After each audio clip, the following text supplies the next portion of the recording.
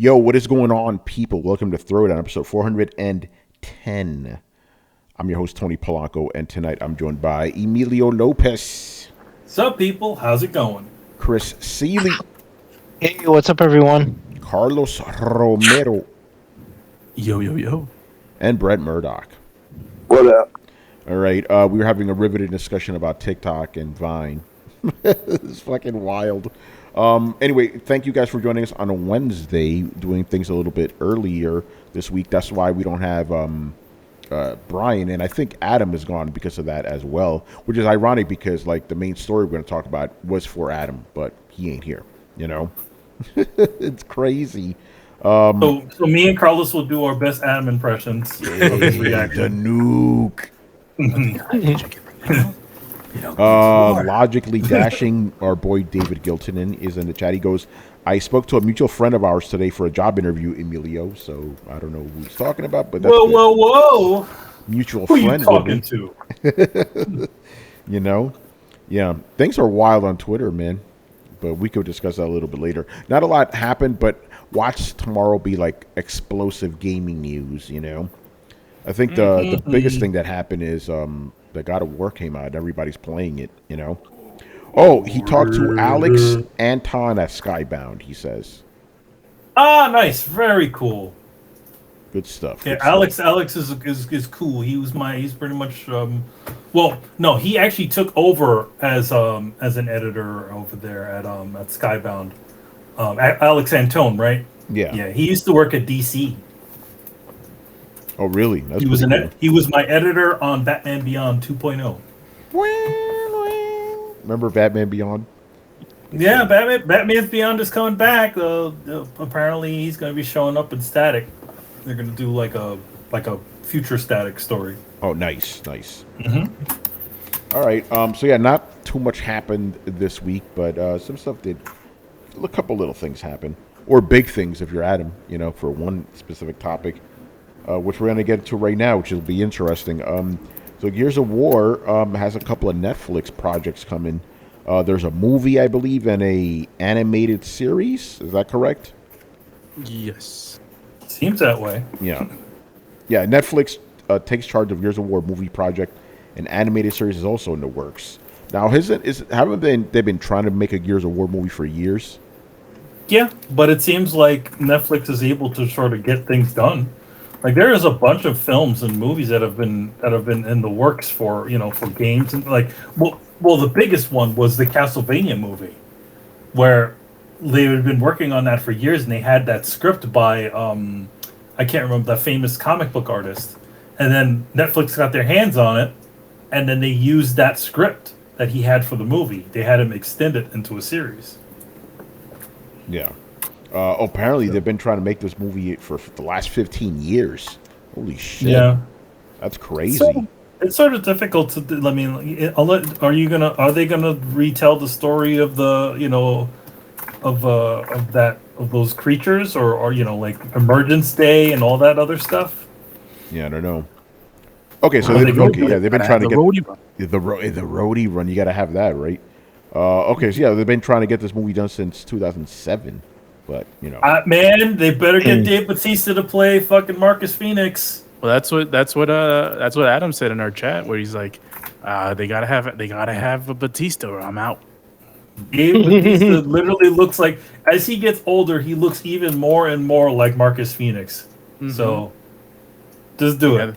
There's a lot. Wasn't he even a special? He was a special skin in one of the games. In fact, he was like, they put him in the game as a Marcus Phoenix skin. So yeah, there's been a lot of different types of fan casting. Like they're talking about The Rock and all of them. It's like you can.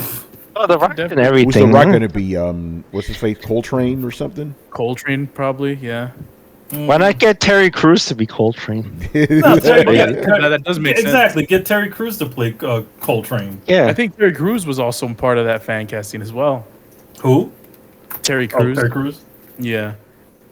But yeah, it's funny. It's funny. Tony mentions is like he was reading. Oh, they've been trying to make this since 2007, which is crazy. It came out in 2006. The game, so it's so they essentially since it came out, they've been pretty trying to much, make this yeah. but it's a made for Netflix movie, which I don't know how to feel about. Yeah. They have had some made for Netflix films that are pretty decent. So I'm okay with that. Like a lot, there's some garbage, but I think there's also been some decent ones. So now, if they're able to get some decent people on there, I think they can do it. Because I was always curious, like, why wouldn't they? Is Gears a big enough IP that would be big enough to garner an audience in the box office? That type of movie, would it do good in those type of ticket sales? I don't know. I guess the answer is no, since it's going straight to Netflix. But like, I mean, you got The Witcher on there. I mean, that did a lot. Having The Witcher on there did a lot for those games. Getting it back into the zeitgeist again, even though the games were already popular. But what I'm saying is, I mean, there's Netflix movie budget, and then there's like box office movie budget. Especially for those types of action movies and stuff like that. So I always wondered, like, because Netflix, if it's on Netflix, then it's probably not gonna be like as big of a budget as like a Fast and the Furious kind of movie, or maybe like a John Wick. So I'm just wondering how it'll look. John Wick movies are low budget. They've always been low budget, so they just look really good because of what the way that it's filmed. But it's not like super expensive, those films. Yeah. So well, yeah, I mean, and that makes sense because it does. I mean, but for Gears, it has aliens and all that stuff. So yeah, it's got all that sci-fi stuff. But I mean, they've been willing to pay for that stuff. They had that one thing with Will Smith where he was like living in like a fantasy, like in other words, like orcs and magic and stuff are all real, and he was like a cop or something, and they spent a lot of money on makeup and all kinds of other stuff. Wasn't that movie like trash though? It's horrible, but they spent money on it. Who's to say that they're still spending money? I mean, they made that Cowboy Bebop live action. Ooh. Terrible. It was terrible. They spent money on that too. Yeah, they spent money on that. So yeah, they have some shows that look really good, legitimately really good on there. So I think it just really depends on the people who they get to do it. If they're just gonna have the fucking Death Note people just adapt a story, then it's gonna be trash. But I guess what we're talking about mostly it's the movie, right? It's a live action movie. Yeah. Mm-hmm. There's an animated series and there's a live action movie, and the decision here is them choosing between having a movie that's going to be released in the theaters as opposed to a Netflix movie, and they decided on a Netflix live action movie. Here's a weird thing: a lot of Netflix movies actually do get film theater releases. They're limited though. Like the new Guillermo del Toro Pinocchio film, that's actually coming out in theaters, which is crazy. And then that's coming. That's I think this November. It's out. It's coming out this November. December, and then I think. December is when it pops on the Netflix. Yeah. Yeah. That's a possibility. Yeah. I mean, my whole stance on this, like obviously the Netflix factor is kind of like a red flag for me, but the biggest red flag is it's a video game movie. Oh yeah, that's the biggest one of all. They've been trash, so I don't really have any hope for this, to be honest. I like Gears of War, don't get me wrong, I like the franchise, but yeah, I don't think this movie's gonna do. I mean, I think it's gonna be terrible, probably, just based the off animated of one might. Animated one will probably has a better chance of being good. Yeah. Because there's we've at least had good animated video game adaptations, but live action movies we're still waiting. Again, the most decent one ever released was the first Mortal Kombat. The most decent one. Mm-hmm. Not the greatest. The most decent. Think about that.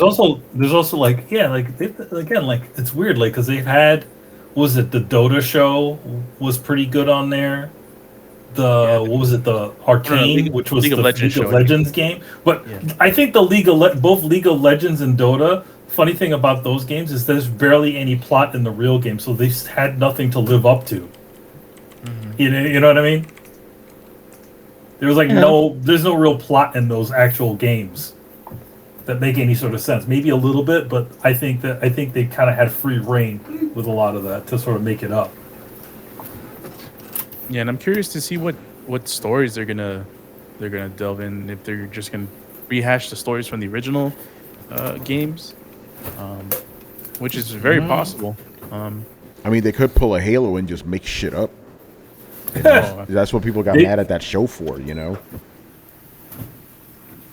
So who knows? and the Halo was no bueno. No way. I mean, Netflix did have a Halo movie on there once, which wasn't too bad. No, remember the Halo? Yeah. The Unto Dawn, Yeah. it's like the story of Halo Reach, sort of. It's like the Yeah. pre thing, yeah. That wasn't too bad, that thing. It's just No, that was that was pretty good. Forward Unto Dawn, that was it. Yeah, I saw that. That was pretty good. But like the actual Halo series? No, the Paramount one. No, that shit's trash. Yeah. Mm-hmm. It's like Star Trek right now. In the garbage.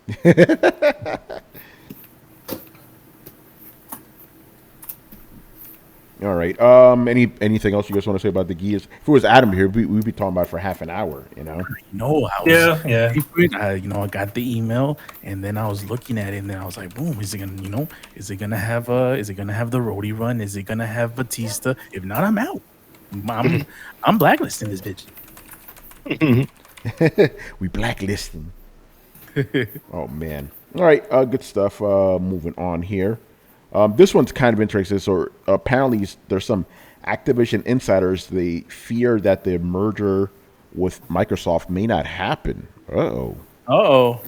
You know, because Who's saying this? you know, because obviously this been getting a lot of scrutiny, which obviously it's like almost $70 billion, right?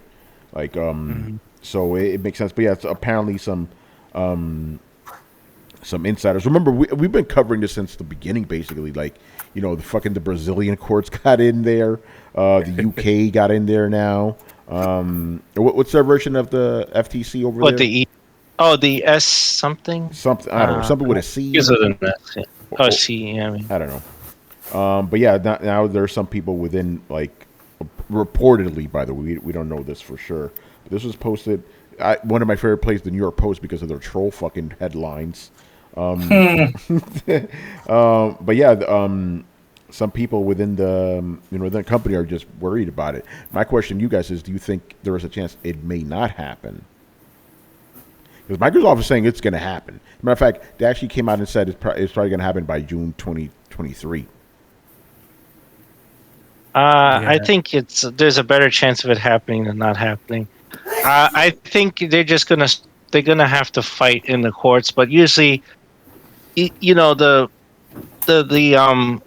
kind of the whatever the antitrust ideas they have in Europe, in the European court and South America, that has to be fought on two sides. They have to prove, like, who else was covered? Jim Ryan flew over to the EU or whatever. It's like, they are, you know, they're creating like undue pressure in the market and the industry, blah blah. Well, you have to prove that. You can't just say that shit. You have to prove it. And Microsoft would have data to show, hey, if we acquire this company and we're selling the same titles, and we're still offering Call of Duty and all these other licenses out, how does that create like odd pressure or anti-competitive behavior? And it would be up to Sony or whoever is bringing the accusation against them to prove otherwise. Yeah. So I think they're gonna spend some money with legal findings and research and all that stuff and presentations, but they'll get it through. I think the acquisition's too important, and they're gonna spend the money to fight it. Yeah, that's the other question I guess I have. It's like, how much money will Microsoft have to pay to fight this? You know, it's very interesting, because then they didn't have to go through any of this with Bethesda, you know? No. But, you know, This is Call of Duty. Let's just be real here. That's what it really comes down to, you know? I think it's also because the acquisition is so close to what the previous acquisition. Yeah, right? That's a factor as well, for sure. You know, it just looks like from the outset, it looks like just Microsoft is just gobbling up video game studios, which they kind of are. But I don't think that I definitely don't think this one was a planned one. not like the other one. You know? Yeah. Well, remember, from what we understand, Activision was the one that came to Microsoft. They were whoring themselves out. Because you know. because their reputation was getting, because of all the scandals that they had going on. So they're trying to give their board an out on it. Be like, okay, we can, if we go with these guys, we'll be back to making money again. Yeah. So pretty interesting stuff. Go ahead. It wouldn't be the first time that a big acquisition like this has been shut down. I mean, recently, I think earlier this year or late last year, Nvidia was supposed to acquire ARM, and that was like $40 billion, and that got shut down. Yeah. So it has, these types of deals have been shut down in the past, and even a super conglomerate like Nvidia has been shut down. So I wouldn't be surprised if something like that happens. But I'm with Chris. I think there's way more likely that this will happen than not. The fact that it's been going on for this long, and it doesn't seem like there hasn't been any true line in the sands. We're terminating this deal yet. Talks. Then feels like it's just been a lot of desperation, especially from Jimbo, trying to get this deal to shut down. Yeah, I'm just reading this out. This is interesting stuff because they also talked to some analysts. Let me read this. Some analysts and critics argue that the option of keeping Activision games exclusively on Xbox is a large part of the deal's appeal for Microsoft, despite the company's statements about keeping Call of Duty available on PlayStation. While making public assurances is one thing, being legally bound to abandon exclusives could be the deal breaker, sources said. Microsoft's decision to buy Activision is all about exclusivity, Wedbush Securities Managing Director Dan Ives told the Post. If giving up exclusivity is one of the required concessions, Microsoft is going to have to think long and hard if this is still the right deal. Microsoft isn't buying this asset so other companies can use Activision games to the same extent. It all comes down to what the concessions are. That's interesting. That's the same firm our boy, Pachter works for as well. What, Bush Morgan? Right. But again, like what they're saying there isn't anything we weren't saying. Yeah. The whole point is to get this thing to be exclusive. I at least I think, and I also agree with what Adam has always said in the past. It's like, yeah, Call of Duty can still be on a PlayStation. It just may not be the one that you think it is. Yeah, they're going to keep the current deals going a few years, but then they'll give everyone else Call of Duty Kids Adventure, and then everybody the big boy ones on Xbox, right? Like as soon as the ink's dry and this deal is through, they'll do whatever they want. They could make Call of Duty the chess game and be like, that this is what you guys get. You want Modern Warfare 4, you could play it on Xbox. Don't forget, Chris, do not underestimate Call of Duty Cross-Pro Trainer. Yeah, there you go. It's like, hey, PSVR 2 looking kind of dry. Here's Call of Duty VR. Here you go, baby. We got you. And then Jim Ryan just taking his blood pressure medication. That's not a bit. Jim Ryan's like, that is not the one we said. Yeah,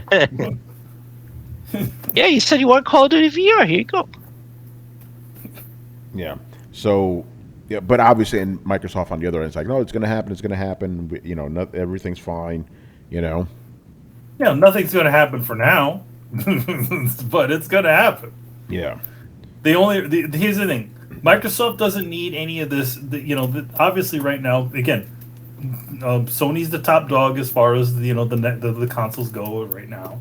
So, obviously, you're going to say, yeah, we're going to stick with this, but eventually, there's going to be the changeover. And to be honest, like if you think about it, like if Microsoft, even if Microsoft does keep it on the PlayStation, they could literally subvert all of that just by saying, okay, Call of Duty is for free comes with Xbox Game Pass. Literally getting people to jump on there, like day and date shit. Yeah. I mean, there's a lot of factors to this. Microsoft can always keep saying that there will always be a Call of Duty on a Sony console, but there's ambiguity to that. There's semantics that can come into play with these types of phrasings. verbiage. Right? It's like, so but you only get one season pass, and Right. Xbox and PC gets all of them. Yeah, or you'll get Black Ops 5, but it's gonna be out a year before for Game Pass subscribers or something Right? like that. Yeah. There's ways all around this. So they just have to make the courts satisfied that there's parity, going on, and then there's no argument, right? And then after that, just like Carl said, it's like, well, you're not getting the super weapons pack, the retro weapons pack, season pass 2 and 3 and 4, and you'll get the World War II games, and everybody else plays the modern warfare. Yeah, and then, once this deal is finalized, Microsoft holds all the fucking cards. Sony is essentially dead in the water when it comes to Call of Duty. It's only a ticking time bomb for when Microsoft is like, yeah, we feel comfortable enough with Game Pass where we only need Call of Duty in our ecosystem. Screw Sony. Yeah, so that's why Jim Ryan is getting less sleep each night, just because of that. I don't know. I just find that funny for some reason. Jim Ryan, oh no, what am I going to do when Call of Duty leaves? Herman, what are we going to do when Call of Duty is not on the PlayStation? What are we going to do? Your idiot company couldn't make a Call of Duty or a Halo. Oh my god. So what are we going to do? All right. Anything else you guys want to say about this? Herman, you wanker, get over here. You Get wanker. over Call of Duty. Man, I forgot. I wish Brian was here for this one. Like, kind of off topic. I was watching some British show. Oh, what it was, but there was a scene where, like, the dude gets his car stolen, right? And it's supposed to be a serious scene. This dude's like, they nicked it. They fucking nicked it. Wankers. I was dying. I was like, y'all talk like that? They fucking stole your car, bro. You talking funky language? Come on now. Well, You know? I mean, to be honest, They nicked it. They stole it, man. These motherfuckers. It's like Oh, saying they man. jacked my car. They jacked that's my like, car. it's like, yo, man, they jacked my car. That's like almost the same deal. It's Yeah, like, no, it is, but they nicked it. It just sounds funny to me, Yeah, But I mean, like, if They nicked it. They fucking nicked it. Wankers.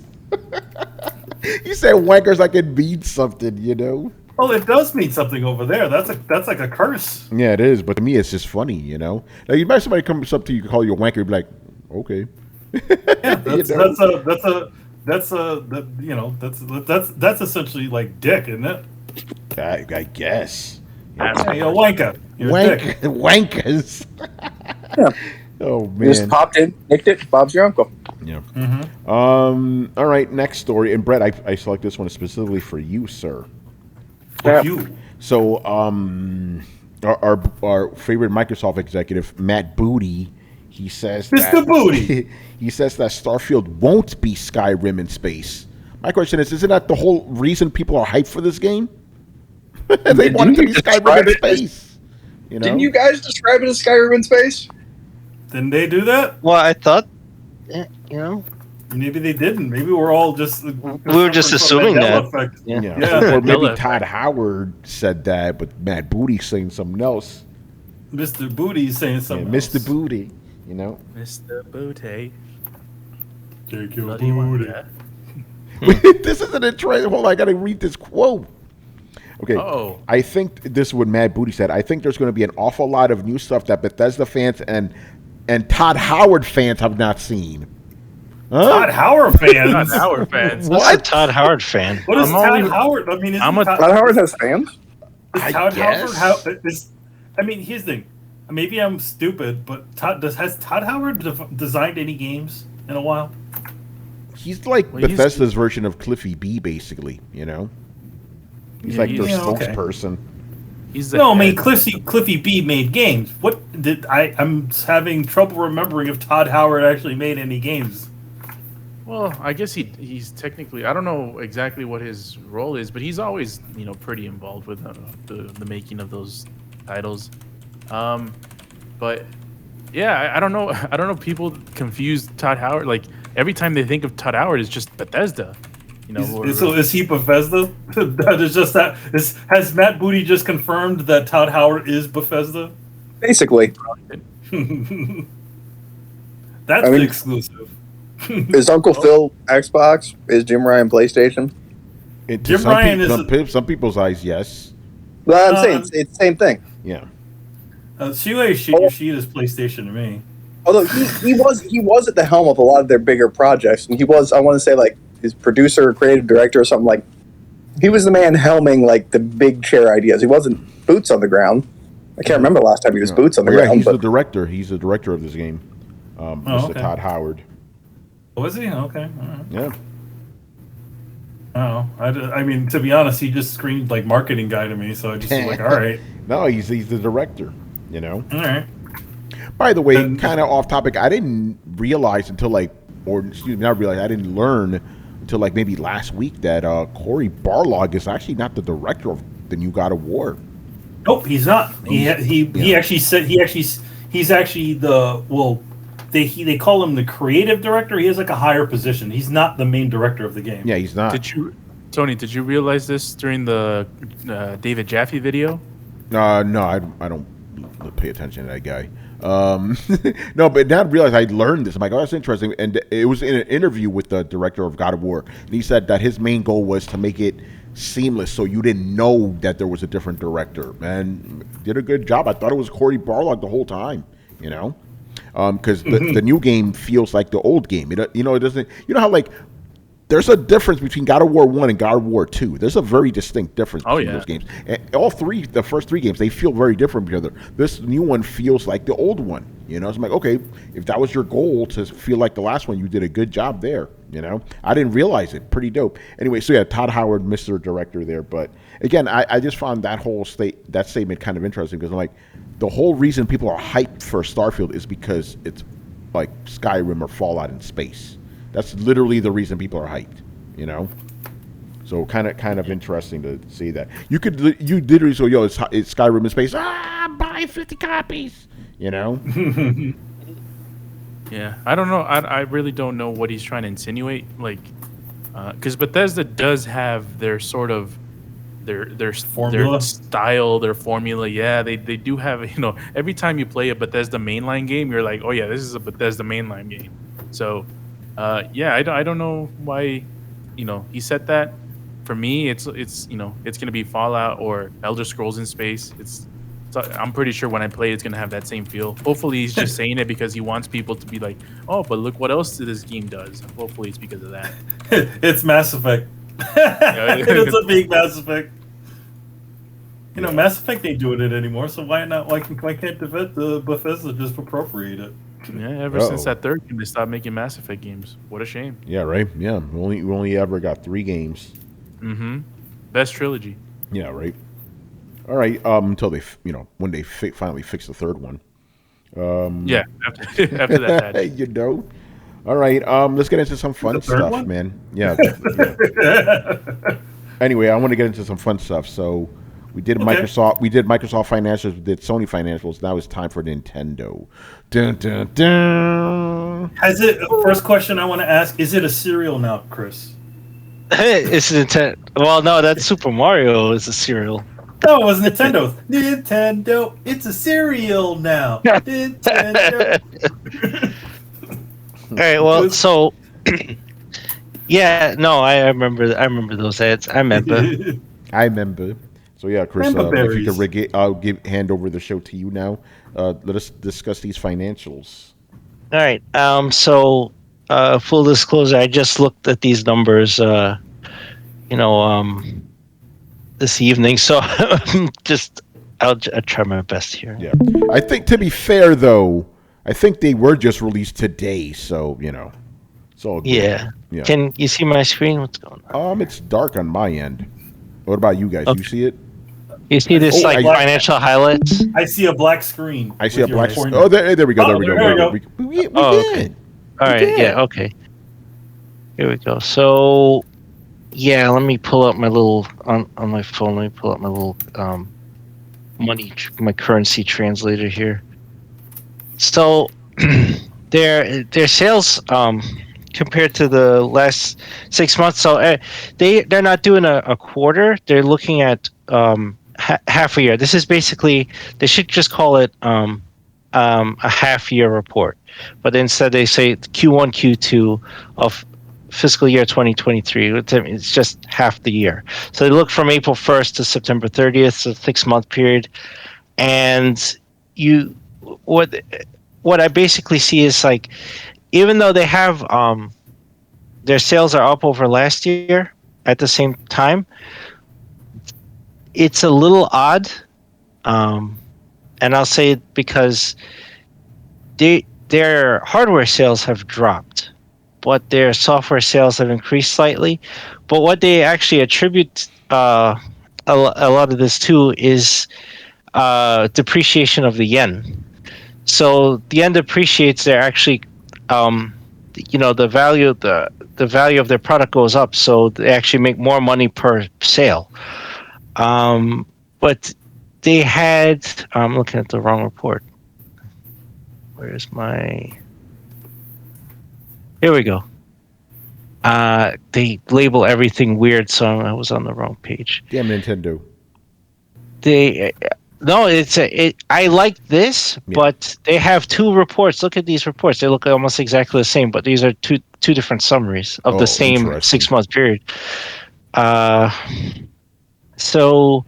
Yeah, see, they said during the first half of the fiscal year, net sales, operating profit, ordinary profit, profit attributable, blah, blah, blah, primarily due to the depreciation of the yen. So they're even saying like this, the major impact on our sales boost was was foreign exchange rates, not like, oh, we had this huge sales increase, or we lowered our operating cost or our marketing cost. No, it's just, it really is the luck of the wind was in our favor, and you can't rely on that all the time. That's not a good business practice. While it does work out in this report, and it's like, oh yes, we made more money than this time last year. It's like, yeah, but you made substantially more money even with lower sales because of foreign exchange.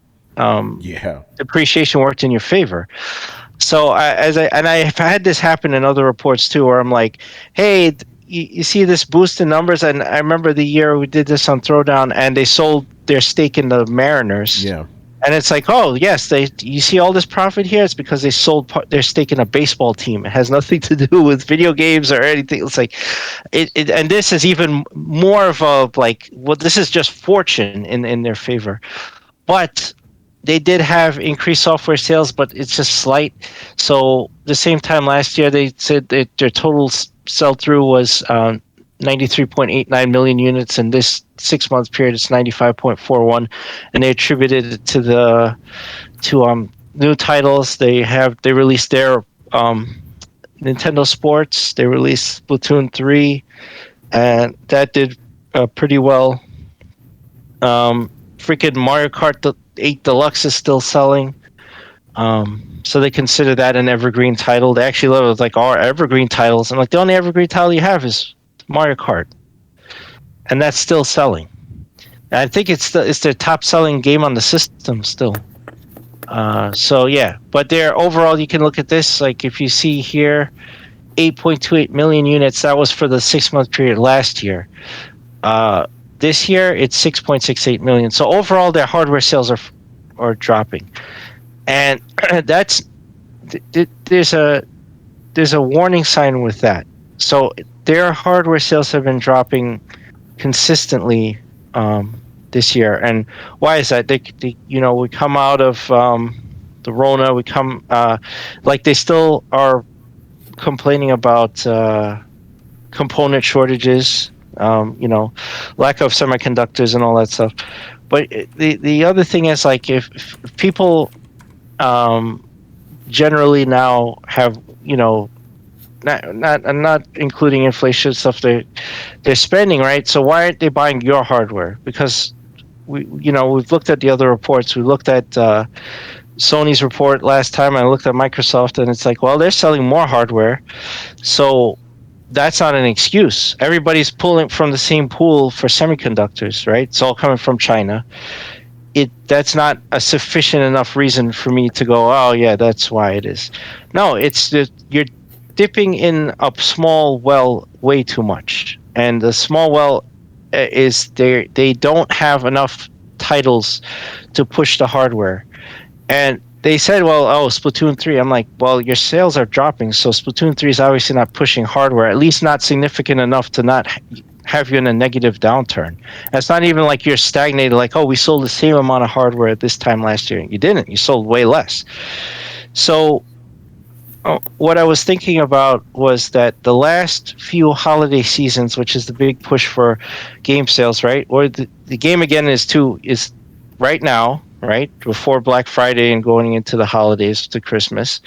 And then in March, April, in spring, there's game launches. What do they always rely on for holiday sales?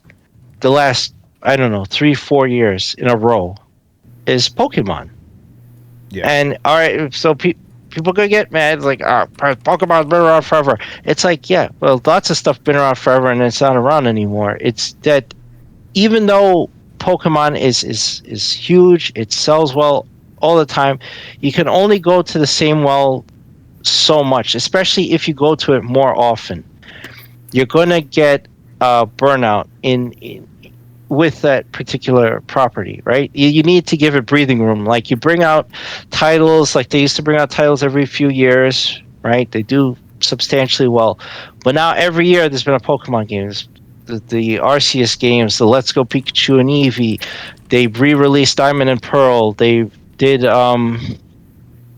Sword and Shield, and now this year is Scarlet and Violet, right? So you keep going back to this well, and I think that what you're going to have is like you're going to have established Switch owners go, okay, I have something else to play, but I don't know if that's going to push hardware sales where you're going to stem this bleeding out of negative sales growth in the hardware, right? And not to mention that everybody was waiting and thinking like there was going to be a Switch Pro or something to hold on to, and then that has not emerged. And some people may still be thinking that there's either some kind of Pro Switch or something else leaked where there was a job posting for next generation Nintendo hardware. So regular normie or casual is not going to know about that. So that I don't count that as like, oh, this is information that's going to affect their sales. It's not. But what does affect it is the idea that, okay, the hardware is now 6 years old, right? Or it's going to be 6 in March. And there's no update. Like the OLED is not an update. You put OLED screen on a better kickstand on a system, it's the same thing, right? It doesn't perform any better. It doesn't have many more storage. It doesn't have anything. So you're not offering any bonuses or any incentives on the hardware itself. So the hardware itself is still weak. It's still I'm going to stick by that, right? The Switch doesn't look good when it plays. You put it on your TV, and especially if you have a good TV like Tony or Carlos, go put a game on there and look at it. That has not improved, right? They can't push the system anymore to do anything else with it. Most games are looking janky as shit. And that is going to turn off a lot of people. So if you want people to adopt, especially when everyone else is pushing, higher graphics, and then you have competition from Steam Deck and other people, Logitech. All these guys are pushing systems that can do, 1440p or 4K output. You're not looking so hot anymore in that respect. So you can only dip in one software pool before it runs dry, and I think Pokemon is going to have some burnout, and it's going to not push hardware sales the way they think it's going to. So I don't know. I haven't looked far enough in the report to see what their predictions are, what the indicators are for digital or physical sales, especially with Pokemon or with hardware sales. But I foresee this as a problem. I think other people see it too. Like, this is a downward trend, and they need to do something. And what the thing is, it's like you need to dip in more wells, right? Zelda. I don't remember when Zelda's releasing. I don't think it's going to make the end of this fiscal year report. I think it's after that. I'm pretty sure it's April. Yeah, I mean, if we go by history, it's May. going to release when the next Nintendo console comes out. That's already happened two times in a row. Well, Well, no, there are half true. measures. Remember, what was it? Skyward Sword was still in that one generation. There wasn't another one. Yeah. So there are some. Here's a Carlos promise here. Uh-oh. If- Wait, uh, Carlos promise or Miss Cleo prediction? Man, I'm not too strong with his conviction in order to call it a Miss Cleo prediction. Miss Cleo. Yeah, Miss Cleo. God damn it, I forgot the name of that bread. Anyways, Chris. So May, I'm seeing May 12th as the release date for the Breath of the Wild sequel. I don't Okay, know. good. So that's after their fiscal year ends, right? So that just real quick, that tells me this overall report is not going to be too hot because you need a strong title to finish out the year. And they had that when they launched the Switch. They had Breath of the Wild, and that impacted the sales pretty well. I mean, I have had it before, like on the old sheet I had for each fiscal year. I've been ever since I've been doing Throwdown. I look every year at the fiscal year report and I make my pie charts and stuff. Just the launch with was it Mario and Breath of the Wild and the Switch launch. The Switch accounted for more percentage of Nintendo sales than the Wii U had that whole year. Remember, it was only out for 2 weeks before the fiscal year ended.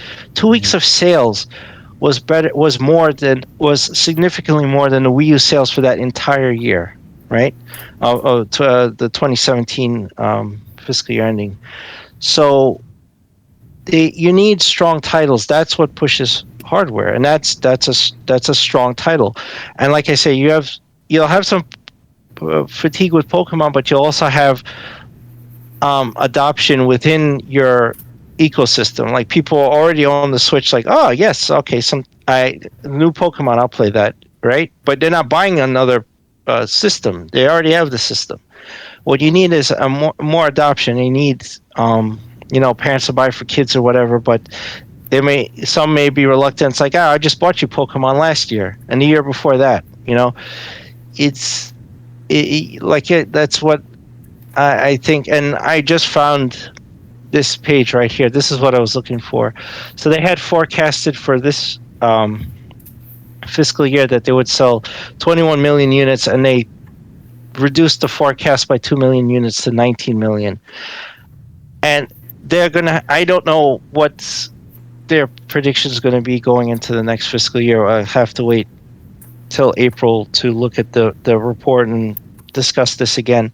But I'm going to say that they're going to revise down their hardware forecast, because if there's no new Switch hardware, if they're going to lean on the Switch for another year, right, then they're going to have a lot of problems. You're going to have a lot of sales reduction, and that those hardware sales numbers will bleed. But if you also have not many titles coming out, that's also going to be a huge problem that they have to resolve. And and they can think they can lean on Mario Kart, and I can't believe Mario Kart 8 Deluxe is selling as well as it did. I think it's sold over 48 million units, right? It's the top selling game on Switch. But again, at the end of the day, it's like, even with you have over like 100 million units in the wild, maybe you have 110 or I don't know what the total is worldwide. So you have almost half of those owners you're saying have bought Mario Kart 8 Deluxe. That's a huge adoption rate. Like, I don't see that increasing, right? If you're not selling much hardware, then you're not going to have that number increase a lot, and then your pool is now going to shrink. That blue ocean is getting real small. It's becoming a lake. So you have to figure out how to push that outward, and how you push it outward is with software releases. They just had a showcase and they showed indie games. I'm like, who cares about this? Well, You have to Chris, have big titles. Chris, this is where actually, you know what? Uh-oh. F it. I'm upgrading this into a Miss Cleo prediction. Oh, shit, let's go. Dun-dun. You know, I have, I'm thinking, I got the vibes and I got the emails. I'm thinking that, so it's been 2017 April since the Switch released the Yeah. first. Yeah. So it's going to be 6 years, April 2023 next year. Yeah. Legend of Zelda comes out in May. There's going to be hype for that game, but what would increase the hype of it and what would expand to what Chris has been mentioning, the sort of the lagging of the sales of systems, that's a Switch Pro. I think we're primed to, whether it's called a Switch Pro, it's probably not going to be called a Switch Pro because it's fucking Nintendo. But whatever next iteration of the Switch is going to be, it's not the Switch 2. It's not going to be the Switch 2. It's going to be, you know how Nintendo does this with their Super handhelds. Switch. Yeah, Super Switch or something like that. But it's going to be still the Switch, right? It's not going to be definitively the next iteration of the Switch. It's just going to be like a little bit souped up version. So I feel sometime within the next 2 or 3 months, the next 2 months before the year ends, I was about to say, we're before gonna the get year ends, Carlos?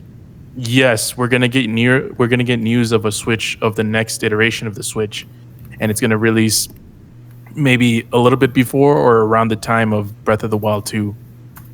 And a lot of this is wishful thinking on my part, to be honest, because I want to play this game when it comes out, but I don't want to fucking play it on the old hardware that's gonna make the game look like shit. And that's just me, man. But Breath of the Wild was a pretty good game. I had my issues with it, but my biggest issues was how it looked. It just looked washed the hell out on my TV. And I want the new iteration of Zelda 6 years after the last one to look at least decent on my TV. Is that so much to ask? I don't know. It is Well, for not just Nintendo. It's a lot to ask for Yeah. Nintendo. Not just look decent, but run decent. I don't know if you saw that last kind of. It wasn't really a trailer. It was like a few seconds of gameplay. It doesn't look like it runs very well, right? And I know there's people say, "Oh, it's development over time." I'm like, I don't. The system is now old. It was never strong to begin with, and to satisfy what Carlos wants would require either a miracle of them streamlining the game to be able to perform and then have better graphics, or new hardware, which is what he's predicting. I agree with that. Like, they need something. Like this next year does not look good. If they don't go, oh, here we go, we got the next big update to the Switch. We got the Pro Switch or Switch U or go Switch yourself. We got it. Here it is. And that's gonna move and that'll get engagement. That'll get hardware sales up, right? And that will satisfy the thing. It's like, wow, this looks like crap on my television. Well, okay, we got you, Carlos. Here it is. Boom. We worked with NVIDIA. We fixed all that shit. We fixed the streaming. Everything's great now, right? But we'll see. I mean, if it doesn't happen, if you're wrong about that, then they're going to have a rough year. I'm predicting that, right? That's my Miss Cleo prediction. Or that's my... I'm not Michael Pachter, but I would sure like to get his money and for this and just say, like, their year is going to look abysmal. They're going to have to downgrade every prediction for not just the first half but the second half. If they have sporadic titles and then no Switch Pro, like they're just riding the Switch through next year, then yeah, things are going to look pretty bleak. Yeah, and I mean, a lot of this, I'm basing it off of hope, but I'm also basing it off of track record with Nintendo, because they always do this with their handhelds. They always do something, whether it's the 3DS, whether it's the DSi, whether it's the SP, whether it's the Game Boy Advance, whatever. They always do something to iterate, and it might not be like a huge iteration, but it does something to change. And it's been 6 years, and all they did was a Switch Lite and the OLED, which to me was really like the bare minimal change that it requires. So yeah, I don't know. Game Awards. Maybe that's where they'll announce it. Keeley got the announcement for the Xbox Series X. I wouldn't be surprised if he gets an announcement for the Switch Pro. We'll stay tuned, and we'll be streaming that live here on Throwdown. Yeah. So. Oh yeah. Go ahead, Brett. Do you think that they're liable to release news of a new system in the same year they're kind of diversifying Mario into movies? And the reason I ask is I kind of feel like Nintendo's opinion is that it's easy to water down mascots, so I don't necessarily see them coinciding a movie with a possible new system necessarily. I view it as more of like the stink of desperation that they don't have anything going, so fuck it, they'll greenlight a movie. Yeah, but a movie doesn't really impact the Switch. It's not like you could watch the movie on the Switch, right? So, and it's also a different medium altogether. So you can have these overlapping things. Like, look, Universal's busy building Super Nintendo worlds in two different locations in Hollywood and Orlando, and they can promote the shit out of that. But that doesn't do anything for the system necessarily. There may be an incidental. Oh, wow. The kids had fun at Super Nintendo World. Now I got to go spend as much money to buy a system for them, or they watch the Mario movie and it cross promotes into sales, but they don't have a Mario game to coincide with this movie either, right? That's an issue, right? If they had some forethought, they would have Odyssey 2 or whatever the next chapter in Mario would be ready around this movie, so you cross promoted. Hey, you saw the movie here? Well, the new Mario game is out, right? That would be the smart move. Kind of like what Sony was attempting to do with Ratchet and Clank. Right, exactly. It's like, hey, you love this thing, and we have a re-release of the first game, but they don't have that. What do they have launching at that time? Zelda, right? You're not gonna, but the people, there's not really too much of an overlap there. And it doesn't matter. Like, even if they said, and I think it would benefit them if they said there's a Switch Pro at the same time this movie comes out, because you could cross promote the shit out of that. It's like, oh, play Odyssey on the superior Switch that we have coming out, whatever. Yeah, you can add those advertisements to the movie during in the theaters right before the movie starts. You can. I'll make Illumination put one in the movie, right? Yeah, you can't lose with that. kind of like the kind of Mario 3 in the Wizard. Yeah, there you go. One interesting thing, I don't know if you saw this, Chris, in the report, is that at least in America, the Switch has outsold the PS4. What? Crazy, right? Yeah. As a matter of fact, Matt Piscatella from NPD tweeted about it. Nintendo Switch featured the highest unit sales of any hardware platform for both April 2022 year to date. Xbox Series ranked second in units sold during the same time period. Lifetime unit sales of Nintendo Switch have now surpassed those of the PS4, making it the fourth highest unit selling console in U.S. history and the sixth highest unit selling video game hardware platform overall. In console, it trails only PS2, Xbox 360, and the Wii. And that's for America. Wait, the Switch hasn't sold as much as a 360 in America? No. Lifetime? Yeah, no, it hasn't. Damn, that's crazy. Yeah, shout out to the 360, man. Yeah, 360, but they were killing it. Like, if it didn't burst into flames, then that made them money too. They were smart. They were smart. It bursts into flames, but the games are so fucking good that you just went out and bought another one. Flames.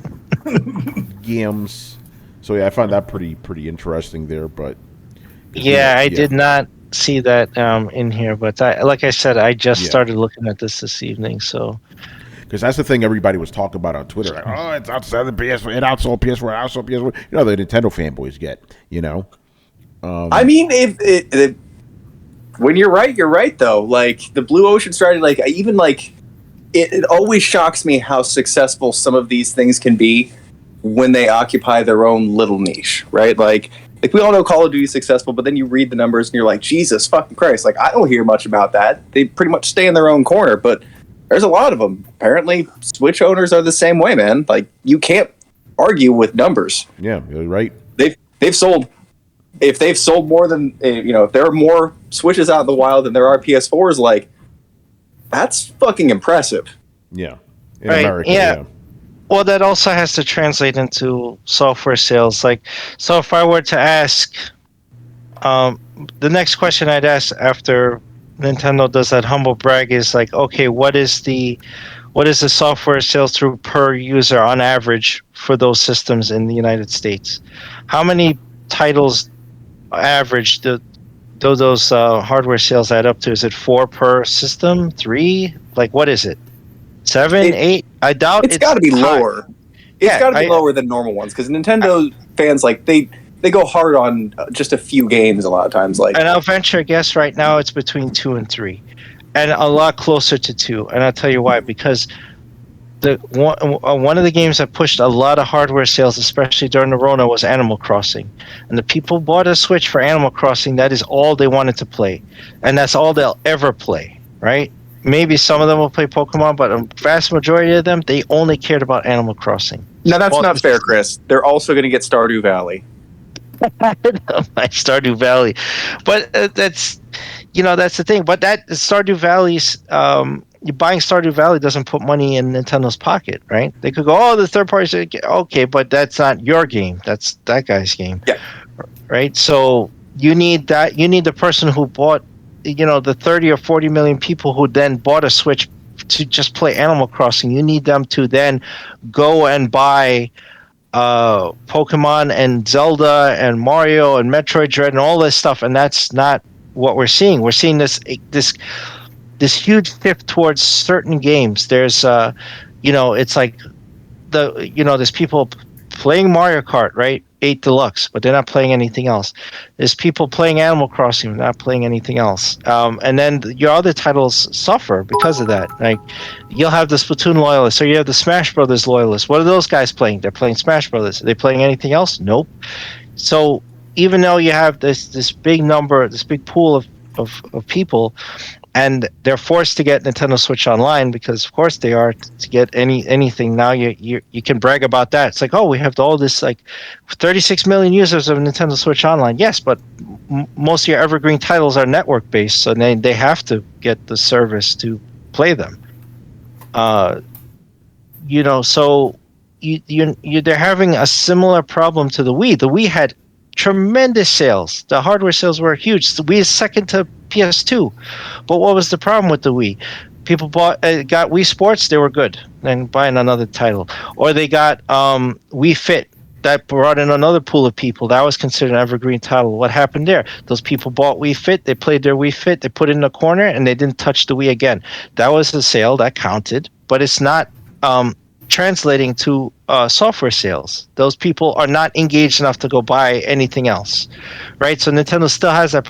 They're having that problem with the Wii. Now they push it. It's like, okay, and we have these evergreen things. So they push Mario Kart 8. Oh, Mario Kart 8 is exploding. Okay, keep adding DLC. Keep releasing cars. Keep doing this, right? But you're not pushing those people to then engage with the other IPs. That's all they're going to play. And then, so you have to turn Mario Kart 8 into this live service almost, because that's the only way you're going to get more money out of them. Yeah. No, you're right about that. Going to be interesting, man.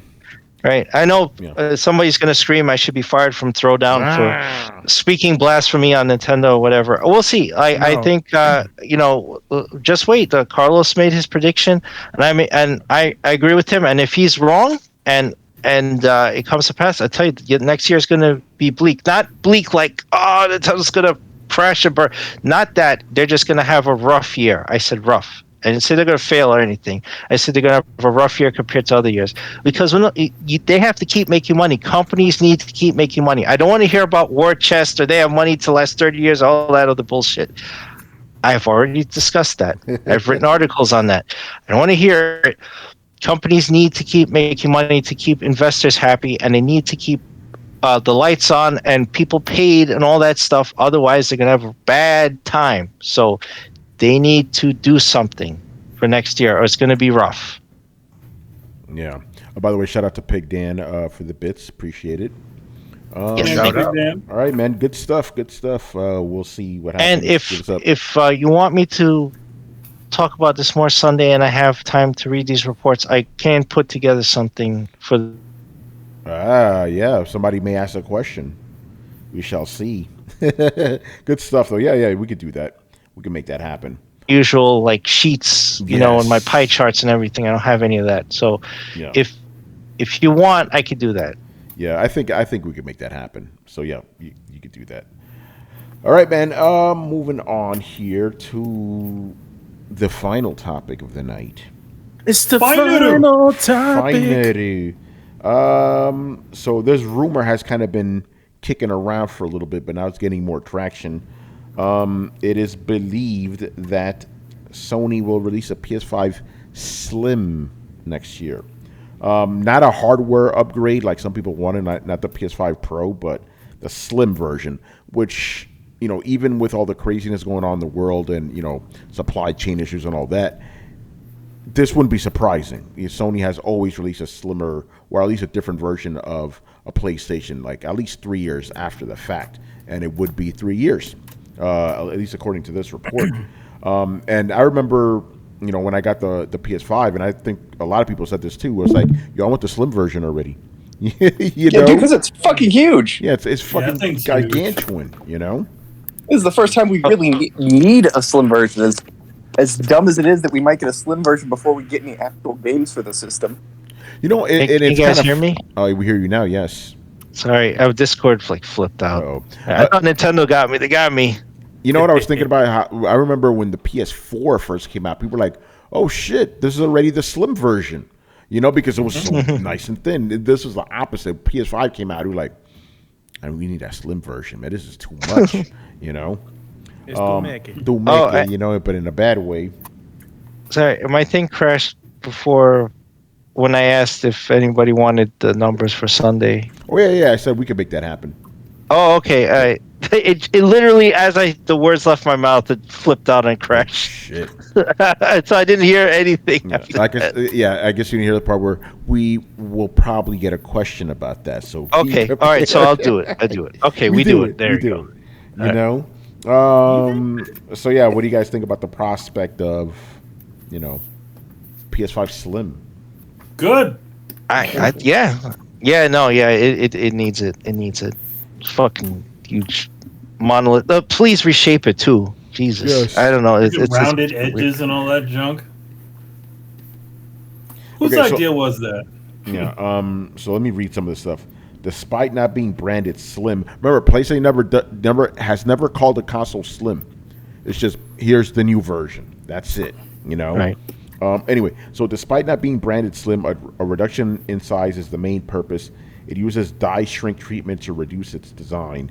It uses less voltage, runs cooler, and is in turn more lightweight. This is in addition to internal changes Sony has already made to the PS5 thus far. Those have not been enough to shrink the outer casing of the unit yet. Additionally, this new model will try to ditch the awkward stand you have to balance a PS5 on when it lies on its side. Okay, that's good. Good. The main focus is to reduce the size and weight to bring down shipping and production costs.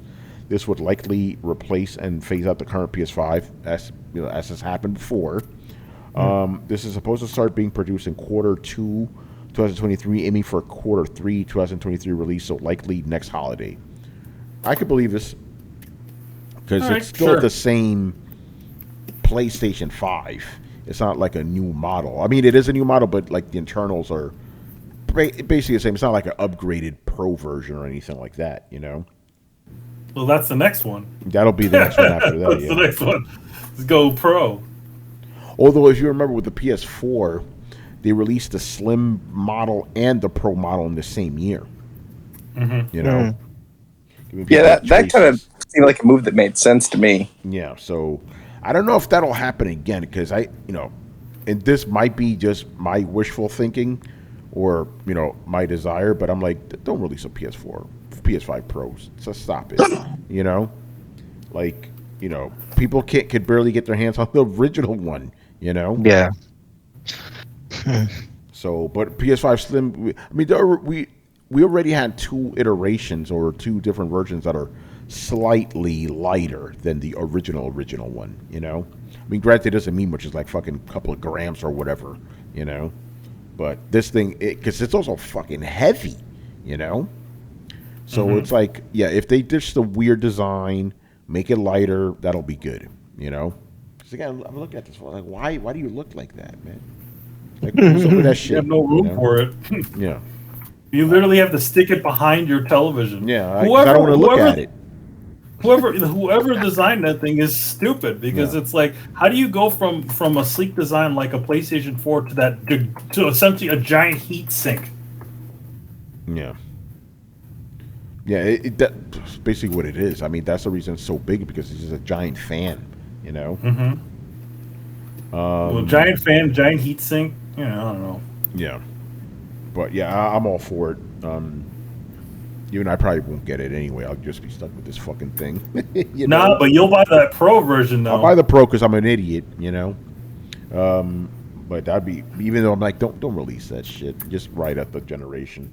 No, they're gonna do it because they will. They're already running into the wall of technology. Essentially, all their games now have been, can't even run 30 frames, 60 frames per second, stuff like that. So we're seeing all the same signs again.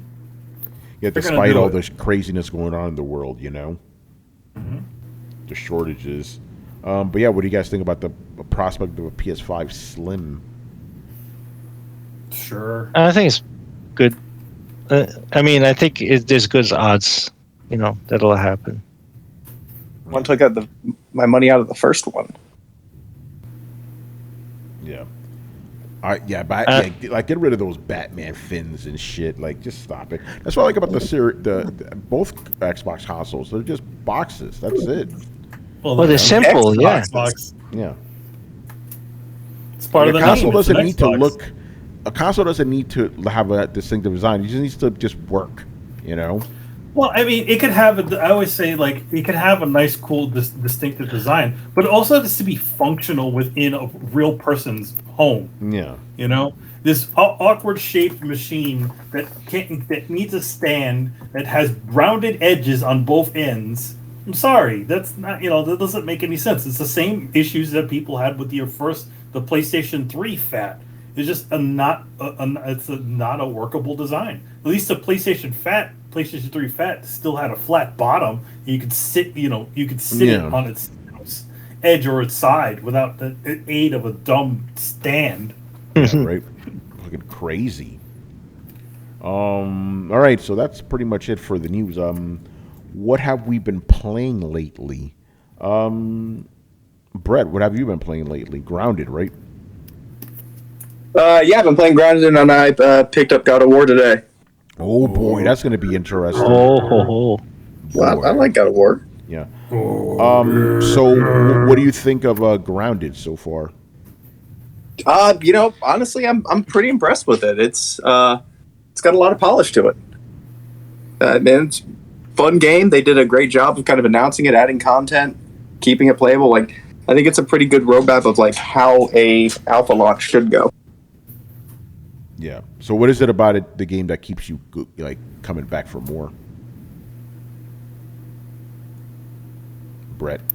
Hold on 1 second. Okay. Oh, he's getting some pizza or something. All right. I'll move on. He'll come back. Chris, what have you been playing lately?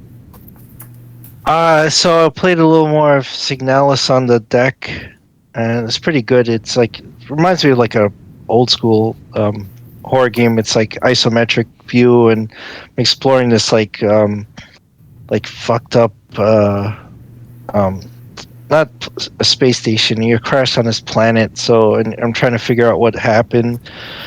And I played what's that horror, that anthology, the Dark Pictures anthology. I played House of Ashes, which is a Supermassive game. Yeah. So they're but it's the ones they make for Bandai Namco.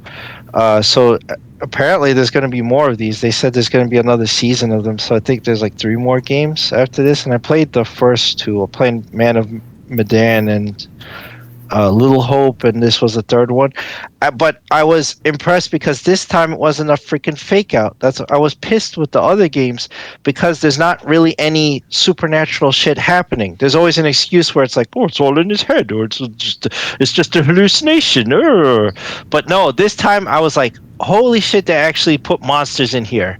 So I was pretty happy about that. I'm like, oh, it's real. Okay, good. And so it was pretty fun. And I did get God of War Ragnarok, so I'm going to start that this week. Yeah, I can't wait. So yeah, I'm going to take a break from Signalis because I want to play Boy 2, Boy Harder. So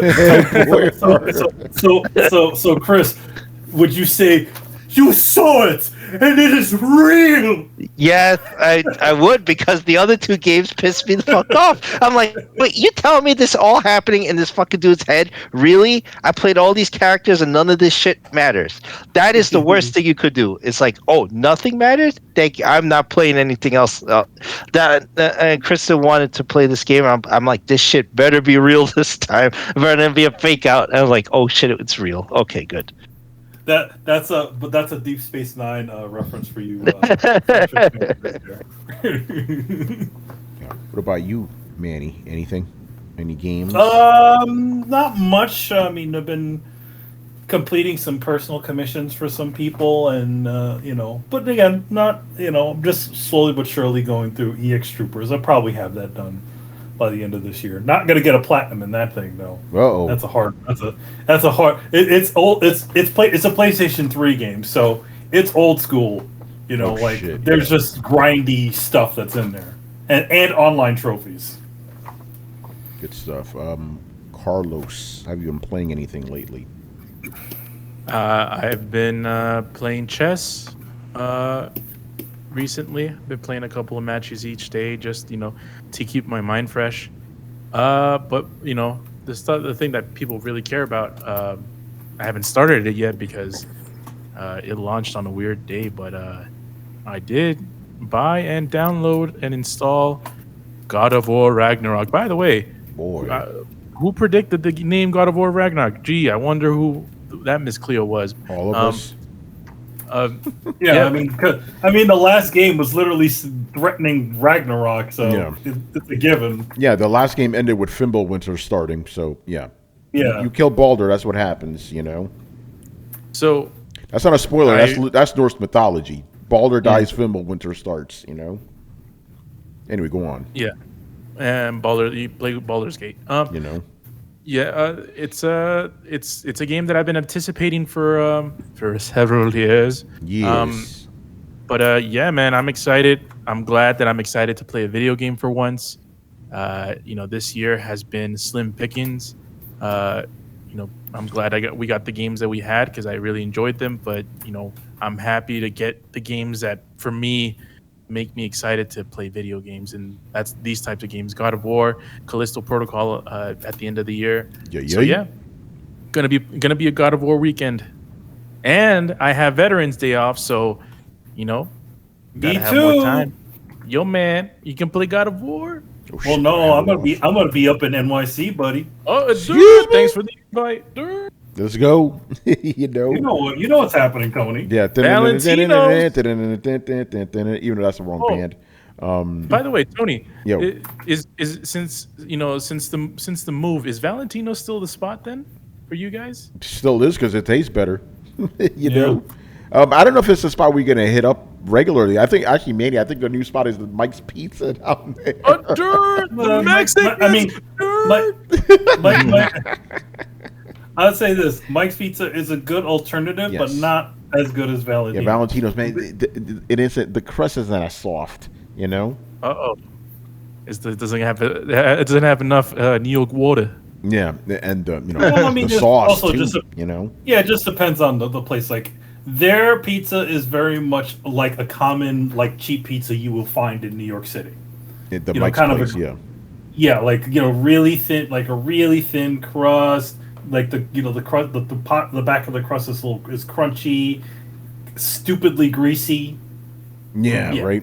But when you have the Valentino's, though, Valentino's, good stuff. As for myself, you already know, been playing that Ragnaroks.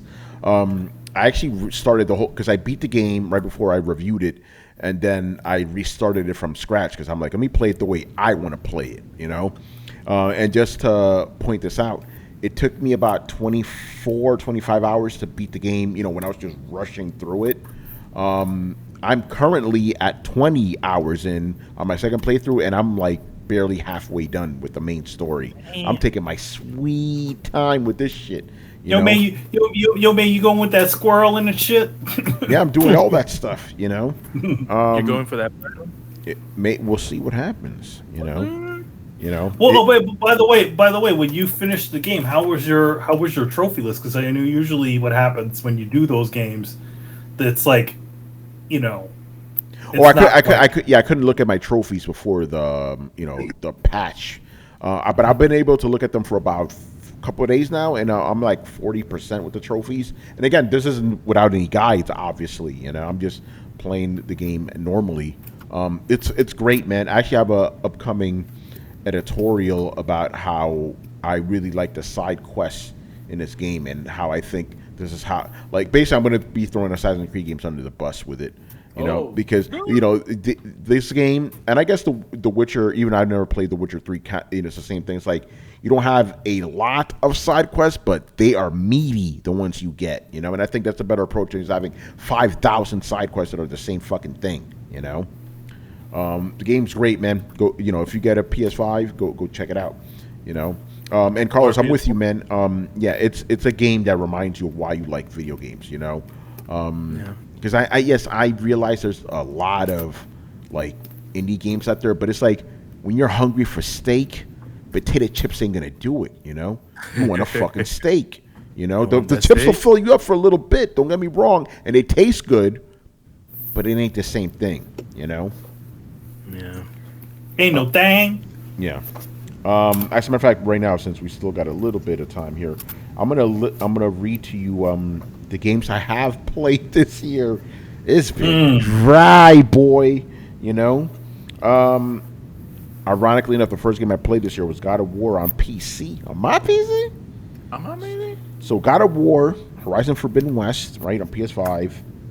Elden Ring. You already know. Elden Ring. Shredder's Revenge.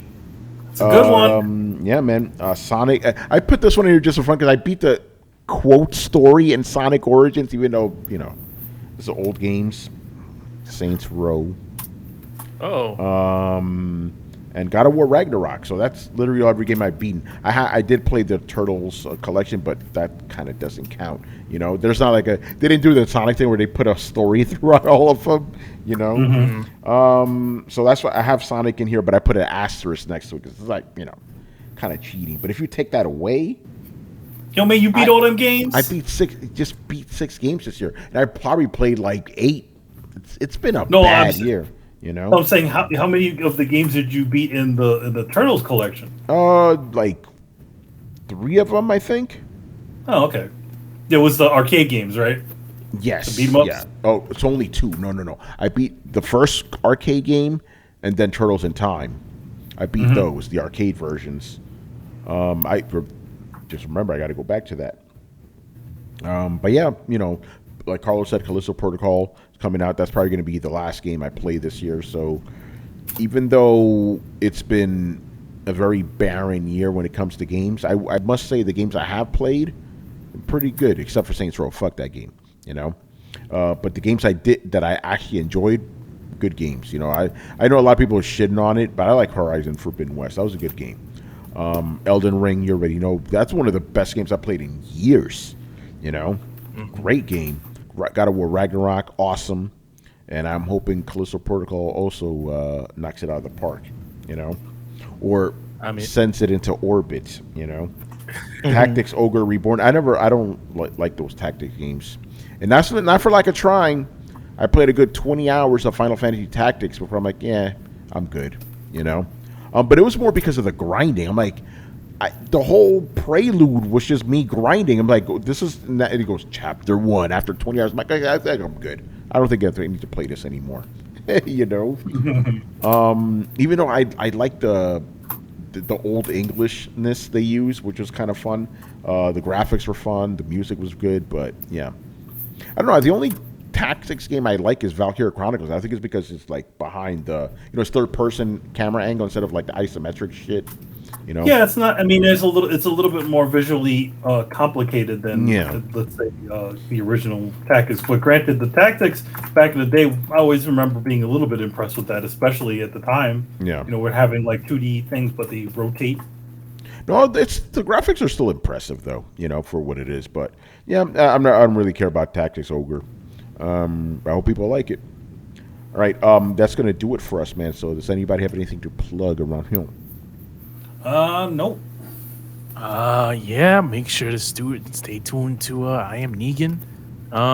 Yeah, so for those that are fans of The Walking Dead show, and all its spin-offs, all of its endless spin-offs at this point, we have a show for that called I Am Negan, which you can find on Spotify, iTunes, everywhere you can get podcasts, or if you want to watch it on the video playback, which is on the Coalition with a K on YouTube. So just search The Coalition, go to the videos, and you'll find I Am Negan, and you can watch the show there. We cover everything with The Walking Dead ever after each episode. This is it.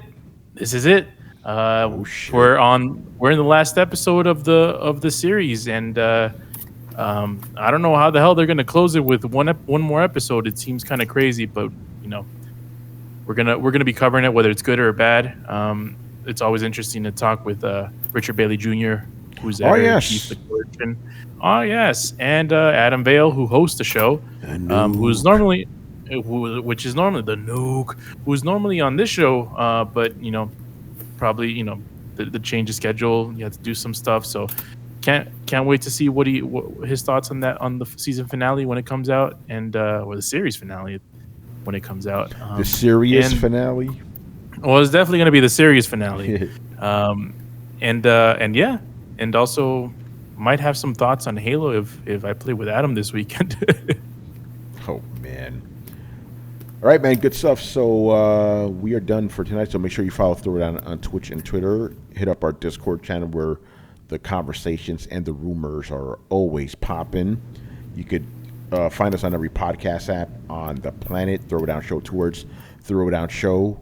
Throwdownshow.com to listen to previous episodes. And if you've been watching us on YouTube and enjoyed the content, make sure you hit like, subscribe, and hit the bell to be notified of when our premieres go live. Links to everything down below. Once again, I'm your host, Tony Polanco, and today I was joined by Emilio Lopez. See you next time. Chris Seeley.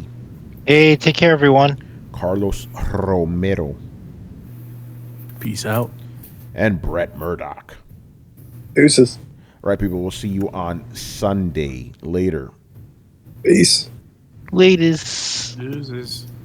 So long.